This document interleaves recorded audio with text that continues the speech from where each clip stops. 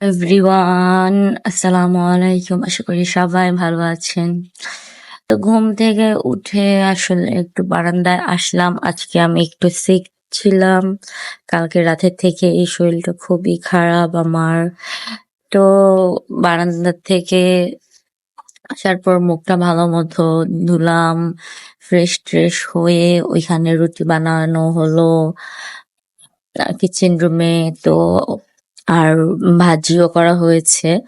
তো একটু নাস্তা করব এখন 5 মিনিট 10 মিনিটের মতো একটু টাইম নিব।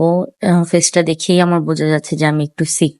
তো যাই হোক, সবাই দোয়া করবেন। একটু রুটি আর ভাজি দিয়েই খাবো, কারণ ডিমটা আসলে আজকে খাবো না, খুবই খারাপ লাগছে। তো ভাজিটা অনেক মজা হয়েছে। রুটি আর ভাজি খেতে খেতে ভাবছিলাম যে কি রান্না করা যায়। তো যাই হোক, নাস্তা টাস্তা করে বসেছিলাম, বসে একটু ভাবলাম যে কি রান্না করব।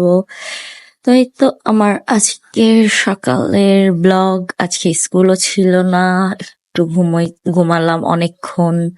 চাটা খেতে খেতে রান্নার আয়োজনটা এখানে হচ্ছিল, একটু পর রান্না করব। তো সবাই ভালো থাকবেন, আল্লাহ হাফেজ।